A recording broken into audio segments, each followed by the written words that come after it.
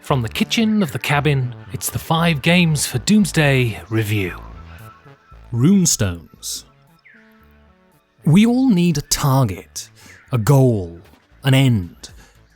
This is the fuel of life. These are the things that propel us through the everyday. We chop up our time into days, months, years, meals and work, and a 5-minute sit-down. All of these invented constrictions give form to formless time. Without these goals and targets, life is like a windsock, open-ended and blown about, unfocused and aimless. It is the ritual of goal setting, the marriage, the dinner break, the "I'll do this after I've done this" nature of our lives that gives us meaning. Life sliced into navigable chunks because concentrating on the next step rather than the miles ahead of you makes the journey much more manageable. This is especially present in the things we employ to distract ourselves. Sport, for instance, is constructed around arbitrary goals. The first to this many points, who can score the most within this time frame. It is the limitation that creates the excitement. Without this, sport would be formless and dull. It's the same with games. All games have an endpoint, a goal. All games are, essentially, a race. Rune Stones from Rudiger Dawn, like Reiner Knizia before him, has wed the deck builder to the race and created a game that thrives on the constriction of time. In Rune Stones, players take on the role of druids seeking to prove their prowess in the nature-bending arts and be crowned the best druid in town, which comes with bragging rights and a handy-dandy throne. Players start with 8 cards that will form their initial engine. These cards have multiple functions. They can be used for their value to buy new cards from the market row. They can be activated for their powers, which usually yields gems or valuable ore or the ability to swipe cards for free.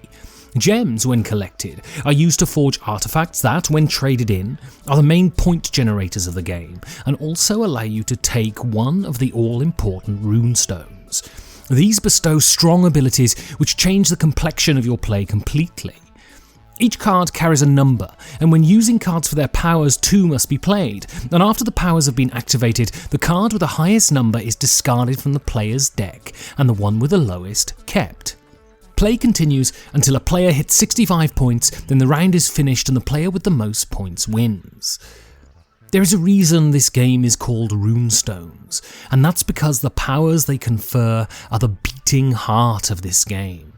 Your choice of which rune stones to take, you will have room for 4, will affect every other aspect of your play. Your strategies are predicated on the rune stones you choose.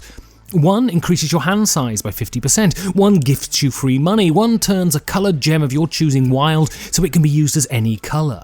The rune stones are wonderful because they have the same quality as the powers in Marco Polo. They all seem insanely powerful and by seeming so, balance each other out. Rune stones can encourage the blasting of 1 colour of crystal or playing cards for their powers with greater regularity. They can encourage you to wield a sharp, focused deck or give you a wealth of cards to cover each eventuality. It is the rune stones that bestow a uniqueness and originality to your play and encourages one of the best feelings in games: ownership. Also, the card discarding mechanic gives rise to another great feeling in gaming: tension. There are decisions with import here. You play cards because they're good, but also with the knowledge that without some clever finagling they'll be lost. It is in the manipulation of your hand to ensure you keep your favourite cards that creates so many of the delicious decisions in the game, and it is in these decisions that the game thrives. Then there is the race. Race games deter players from strategic self-indulgence. There has to be focus, otherwise your opponents will cross the line before you. While there are many ways to get to the finish first, there is nothing of the sandbox here. You must come up with a strategy and quickly to ensure that you cross the line first. Rune Stones is so well designed because it gives us goals at every turn, and these are goals that feel natural and graspable. Our lives are prevented from becoming an amorphous, aimless trudge towards death because of the goals we set ourselves or that are set for us. Goals enrich our lives, and in Rune Stones, there are goals aplenty. Thank you for listening, and you can support the show by going to patreon.com/5G4D.